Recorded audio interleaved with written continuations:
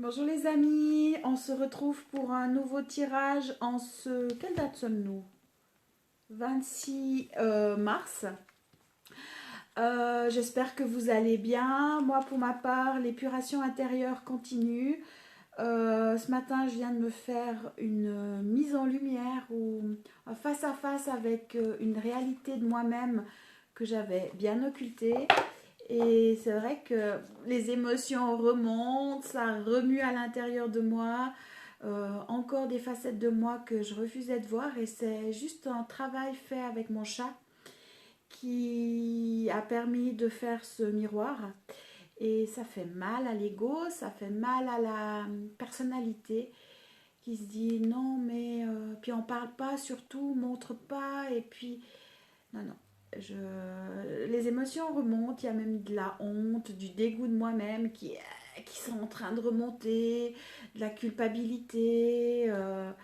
Le mental, il tourne à fond les manettes, je l'écoute, j'accueille, je fais le nettoyage, je sais que c'est que des mémoires, c'est que un jeu d'illusions, mais c'est pas évident, donc ça brasse. Alors je sais pas chez vous où vous en êtes avec votre travail intérieur, comment vous le pratiquez, comment vous le vivez. Faites des retours sur le groupe Espace Thérapie, ça pourrait être intéressant. Peut-être que ça peut aider certaines personnes aussi.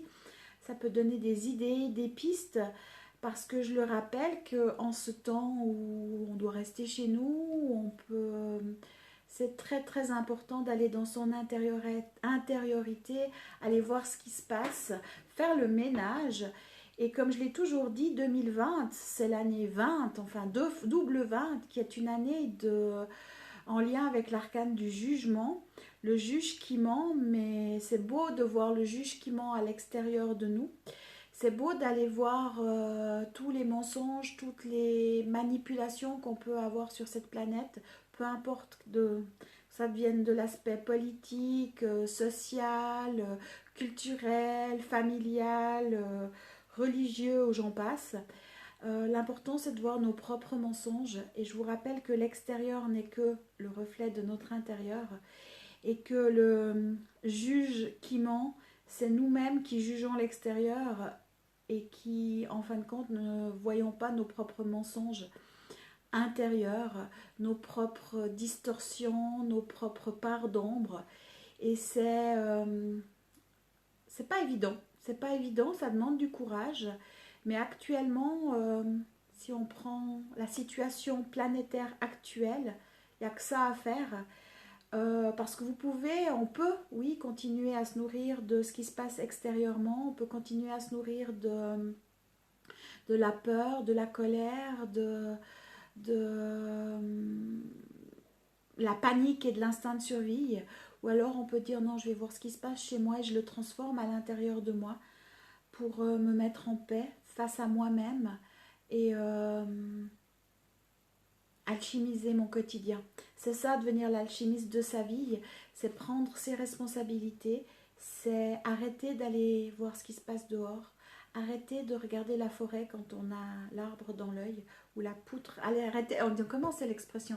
Arrêtez de regarder l'arbre quand... Non, arrêtez de regarder la poutre quand on a la brindille dans l'œil. Et c'est vraiment ça qui est important, c'est à ça à quoi je vous invite. Donc oui, je le dis, c'est pas évident. Par moments, on se prend des baffes, par moments, ça fait mal. Et beaucoup de personnes actuellement me font des retours en disant mais je vois que mes parties sombres. Et oui, quand on voit ces parties sombres, l'important c'est d'oser et d'arriver après à se voir à travers cette partie sombre, totalement pacifiée.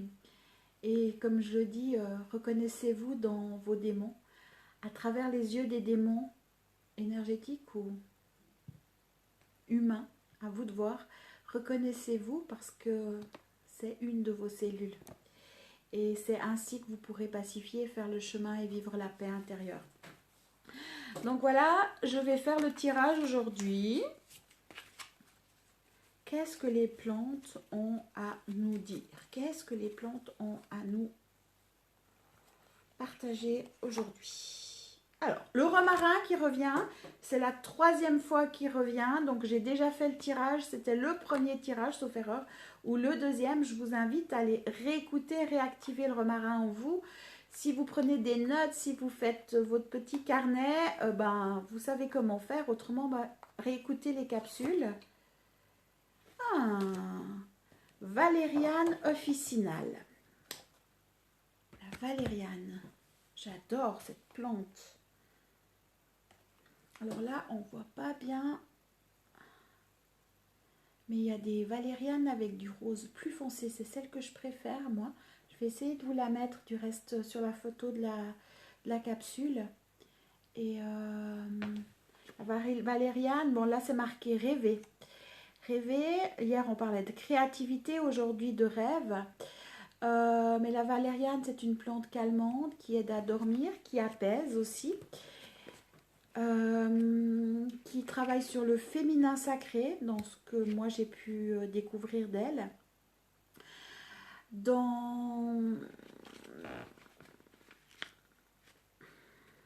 J'aime beaucoup le diva de la valériane. Je vais aller chercher son message. Qu'est-ce qui a été mis ici par rapport à la valériane? Verveine, non pas verveine, valériane. Rêvez, je suis la valériane et je suis la plante du sommeil. Vous me prendrez sous diverses formes s'il s'avère que vous avez de la peine à dormir. Je suis la valériane et je vous invite dans le monde des rêves.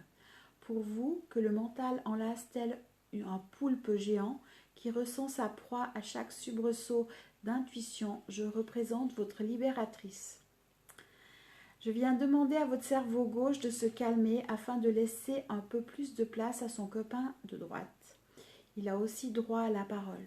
Sauf que durant toute votre éducation, à vous les humains, on vous apprend à réfléchir, pas à intuiter.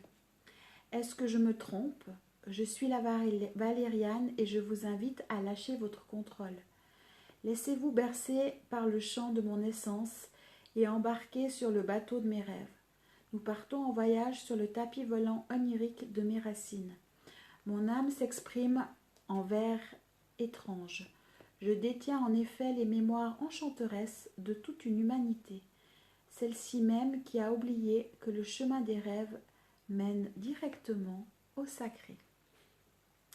La valériane est une plante herbacée pouvant atteindre 1 mètre de hauteur. Elle est aussi appelée herbe à chat, car les chats deviennent fous quand ils sentent son odeur. Très apaisante, elle est utilisée comme somnifère, mais aussi pour les sevrages tabagiques. On trouve aussi de l'huile essentielle de valériane des Indes, qui est issue d'une autre espèce. L'huile essentielle de valériane apaise le mental, libère l'esprit et ancre. Elle est issue de ses racines, c'est pourquoi elle a un fort effet enracinant.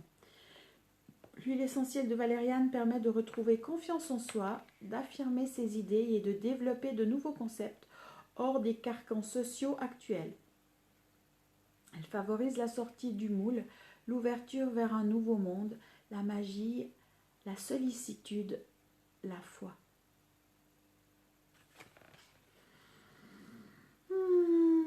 Si je prends le mot rêver, rêver et le mot imaginaire, hier on parlait de créativité, là on parle de rêve, et si je prends le mot imaginaire, c'est imagine ou image, in air, image dans l'air. Pour favoriser sa créativité, on a besoin de tout notre imaginaire, imaginer dans l'air. Et c'est à travers les rêves, conscients ou pas conscients, en état de sommeil ou pas, que vous allez pouvoir imaginer dans l'air et matérialiser votre créativité.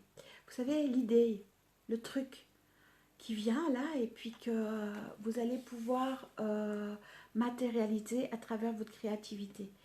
Et c'est l'invitation de la valériane aujourd'hui, c'est oser aller dans votre imagination, oser rêver, oser être différent. Et à un moment donné, elle a parlé de proie. Alors ça m'a fait sourire parce que c'est exactement ce que j'ai travaillé avec Gizmo ce matin. Donc petit clin d'œil.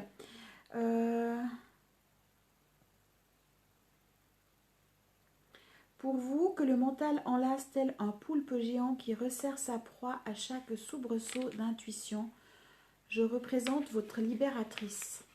Sachez que le plus grand des prédateurs, c'est nous-mêmes. Et que la plus grande des proies, c'est nous-mêmes. Je vous expliquais tout à l'heure de mon expérience d'avoir vu une part sombre de moi-même, d'y faire face. Et c'était simplement en relation avec se nourrir de ma propre essence divine, se nourrir de lumière. J'étais en grande réflexion depuis quelques jours. Et puis après le cours d'écoute animale, j'ai montré l'exemple avec Gizmo. Et suite à une situation quotidienne de la vie où il jouait avec des pilles, et l'enseignement est venu par rapport à la proie et se nourrir de soi-même, qu'en fin de compte, quand on se nourrit à l'extérieur, c'est se nourrir de soi-même vu qu'on fait partie du tout. Et je me suis rendu compte que en place de me nourrir de la vie, je me nourrissais aussi de la souffrance, de la douleur. Et pour ça, il y a besoin d'avoir des proies. Alors, c'est pas moi le prédateur, quoique je cautionne, je paye par derrière. Mais tout ça, c'est un travail inconscient. Je partage avec vous mon travail inconscient. Alors, ça peut être flou pour certains, mais c'est mes révélations intérieures. Et tout ça pour vous dire que oui, la plus grande des proies, c'est nous-mêmes, mais le plus grand des prédateurs, c'est nous-mêmes. Et quand on aura pacifié cet aspect proie-prédateur et qu'on aura décidé de sortir du jeu, je peux vous lire à tous le message de Gizmo, pour ça je vais aller le rechercher, qui peut peut-être inspirer certains. Alors c'est Gizmo sur des plans de conscience très élevés. C'est pas Gizmo sur... je vais vous... C'est là. C'est pas Gizmo sur des plans de conscience chat. Ou alors je vous le fais tout. Oui, je vais tout vous le faire. Donc, Gizmo se faisait narguer par deux pies et il cherchait à les attraper. Mais on voyait bien que c'était du jeu parce que la pie s'approchait du chat et le chat, tant qu'il passe par la branche, la pie avait déjà changé de branche. Et puis c'est tous les matins le même rituel. Puis des fois il y a le merle qui s'y met, puis il joue là sur les arbres en face de la maison. Et puis Gizmo, sur le plan de sa conscience chat, me dit: je veux pas les manger, je veux juste les attraper et jouer avec elles. Je les aime bien, moi, ces oiseaux. Au niveau émotionnel, vu que l'idée est vraiment d'apprendre à décrypter tous nos plans de conscience, et au niveau de la conscience émotionnelle, ça a été: je me suis bien amusée, je me sens libre et félin, j'aime jouer. Sur le plan physique, j'ai pas demandé. Parce que j'en voyais pas l'utilité. Mais sur le plan cœur, ou on dira sur le plan de conscience supérieure unifié, voilà la réponse. Donc c'est vraiment au niveau de notre âme supérieure, si vous voulez identifier. Le Gizmo m'a dit: ceci est un jeu coopératif, chacune des espèces s'apporte mutuellement quelque chose et communique sous une forme chat et oiseau avec des limitations de par leur forme. Certainement que donc j'ai voulu aller plus loin dans mes demandes et j'ai posé la question suivante: que se serait-il passé si tu avais attrapé la pie? Et il me répond: certainement que je les aurais mangées. Et je le vois rire de moi et il rajoute: mais il n'était pas prévu que je l'attrape. Dans le jeu de la proie et du prédateur, une entente est passée, ou plutôt un contrat, où une proie, au niveau de sa conscience, se donne à son prédateur, pour permettre de répondre à un besoin de se nourrir ou aussi à un équilibre. Le reste un jeu animé par l'instinct de survie. Donc là, on voit vraiment le jeu des contrats, proie-prédateur. C'est-à-dire que pour qu'il y ait une proie ou un prédateur, c'est bourreau, victime, sauveur. C'est-à-dire qu'il y a des contrats inconscients qui se passent sur des plans inconscients. Et c'est important que vous le compreniez par rapport au jeu de l'incarnation, qu'en fin de compte, si on est victime et puis c'est qu'il y a eu un contrat pour expérimenter une situation X ou Y, pour nourrir une partie de nous, consciente ou inconsciente. peut-être pas nourrir dans la matière, mais nourrir au niveau de la connaissance ou sur différents aspects. Autrement, ça ne serait pas possible. Et voilà pourquoi l'important quand on fait ce travail sur nous, d'aller nettoyer et d'effacer les contrats qu'on a pu avoir entre telle ou telle personne, en telle ou telle situation. En l'occurrence, ben là, c'était entre Gizmo et les pilles, où c'est un contrat de jeu, mais il n'y avait pas le contrat de je me nourris de toi. Par contre, elles jouaient ensemble. Et c'est les pilles et Gizmo ont donné un enseignement juste incroyable. Après, je suis allée plus loin par rapport à l'instinct de survie et je me suis connectée à un autre état de conscience. État de conscience que moi j'ai nommé, que j'appelle Jardin d'Éden, donc qui est dans un aspect intratellurique. Et c'est le Jardin d'Éden où, en fin de compte, la survie n'existe plus, où c'est rythmé par l'abondance infinie, où je dis toujours, les lions joue avec les agneaux, le loup joue avec les agneaux, et qu'il n'y a pas besoin de se nourrir de l'extérieur, on se nourrit de son infinie vie intérieure, et c'est ça que moi qui ai habitude à plusieurs reprises de me nourrir de lumière sur un plan galactique, là aujourd'hui où j'ai la conscience tellurique, où je me sens beaucoup plus incarnée, j'aimerais vraiment réussir à le faire dans l'intra-tellurique et sentir couler en moi cette source infinie qui est ma nourriture et qui me nourrissait mais parfaitement bien dans le galactique, pour l'avoir vécu à différentes reprises sans avoir besoin d'aspirer le prana extérieur ou autre. C'est se nourrir de soi-même, de son divin. Donc voilà la réponse de cette part-là au niveau de Gizmo sur le plan du Jardin d'Éden, on dira. Voilà sa réponse. L'instinct de survie sur Terre disparaîtra au moment où l'humain, dans son humanité, sera sorti de son manque et de ses illusions, que lui-même aura découvert son abondance infinie en toute pacification. Pour cela, faut-il encore avoir envie de sortir du jeu, car en fin de compte, ce jeu, prédateur-proie, c'est ce qui pour l'instant vous rend vivant dans l'illusion de la vie. C'est ce qui vous donne l'illusion de l'omnipotence. Tant que l'humain dans son humanité ne se sera pas reconnu dans sa source divine, le jeu continuera pour répondre à l'illusion de l'omnipotence. Si tu te balades au Jardin d'Éden, tu peux observer comme chacun n'est qu'un et tout à la fois. Il n'y a pas de différence entre les arbres, les fleurs ou les animaux. Chacun est égal. Et toi, lorsque tu viens te balader et te ressourcer dans ce lieu qui n'est qu'un jardin pour l'instant, mais qui petit à petit deviendra planète, tu ne fais guère la différence entre toi et l'arbre que tu aimes tant. Juste la forme de l'instant diffère, mais sa conscience est ta conscience. Comme ma conscience est ta conscience ou la conscience de la pie avec qui je jouais dans l'instant. Ce que j'essaie à te dire, c'est qu'en fin de compte, c'est de moi-même que je me nourris. Seule la forme nous différencie. Si sur le plan de conscience de la Terre actuelle, il y a besoin de passer par la mort pour combler un vide, un manque et un besoin, c'est bien parce que l'illusion de la séparation perdure.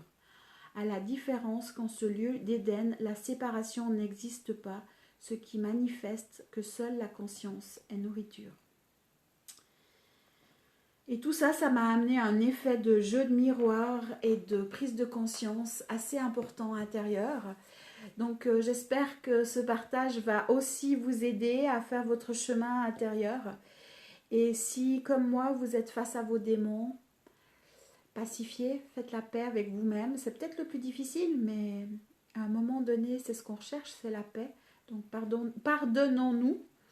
Et puis pensons à intégrer la valériane. On va faire l'exercice. Je pense qu'elle est complémentaire à ce message et à cette expérience. Donc j'annule mes stratégies de dissociation face à la valériane et j'accepte sa présence dans mon aspect cosmique et tellurique. Je la reconnais.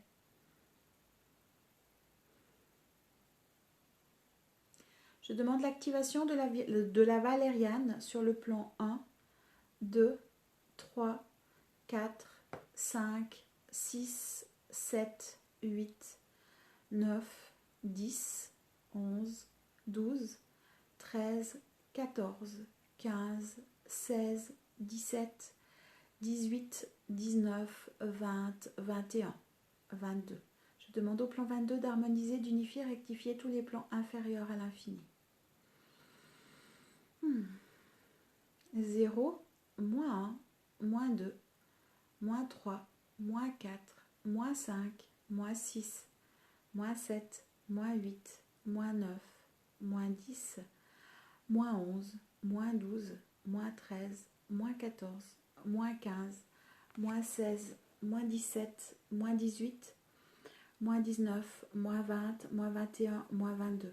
Je demande au plan moins 22 d'harmoniser, d'unifier, rectifier tous les plans supérieurs à l'infini. Et moi, je me rends compte que dans mon aspect tellurique, je me suis empêchée, interdit de rêver. Je ne sais pas si c'est votre cas. Arrête de rêver, la vie n'est pas un rêve, sors de tes rêves, reviens dans la réalité. Enfin, c'est peut-être des choses que vous avez entendues. Et moi, dans cet aspect tellurique où la survie était bien manifestée, le rêve n'avait pas sa place. Et c'est ce que je me rends compte là, maintenant, en faisant cette capsule, en écoutant ce qui se passe à l'intérieur de moi, et je vois que les rectificatifs sont en train de faire.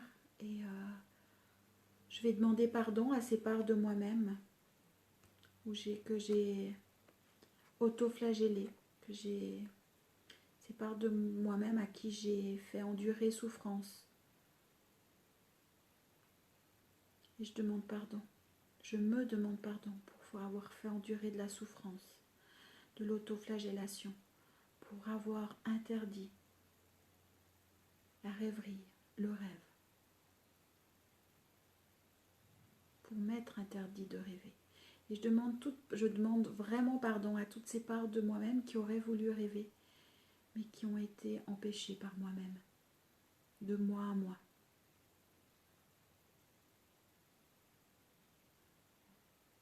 J'efface toutes les croyances, convictions, certitudes, idées reçues en lien avec le rêve, en lien avec rêver, que ce soit lié à ma vie, toutes mes vies et chez mes ancêtres. J'efface tous les schémas, associations, logiques, stase, mémoire, souffrance, en lien avec rêver, la rêverie et le rêve, que ce soit lié à ma vie, toutes mes vies et chez mes ancêtres. Je suis désolée, pardon, je t'aime, merci. Je suis désolée, pardon, je t'aime, merci. Et pourtant, ce travail avait déjà été fait, et c'est tout ça pour vous montrer que c'est nécessaire de faire, de refaire, de continuer, parce qu'on est des multicouches et que toutes les poussières doivent être nettoyées, c'est important. Donc si pour vous, il y a des choses qui remontent, comme peut-être la phrase « arrête de rêver, sors de ta rêverie », vous pouvez vraiment effacer, nettoyer, vous accueillir pour vous permettre de rêver. Parce que n'oubliez pas que tout ce qui se manifeste, ça, c'est parti d'un rêve. Si Walt Disney n'avait pas rêvé un jour de créer ses films, ça n'existerait pas. Tout démarre d'une idée et d'un rêve. Et le système actuel nous empêche de rêver. Donc on n'a pas à blâmer le système, on a juste à dire ok, je vais faire le travail intérieur, et on se rend compte que le système c'est nous, parce que moi-même je me suis empêchée de rêver dans ma part plutôt tellurique. Galactique, cosmique, aucun souci, je suis une grande rêveuse.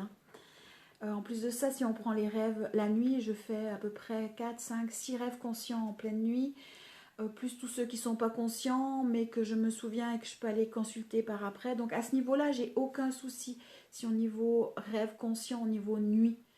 Mais au niveau oser rêver dans ma part plutôt matière, je vois qu'il y a encore des blocages. Mais ça remonte, comme vous pouvez le voir. Donc moi, je vous souhaite plein de beaux rêves,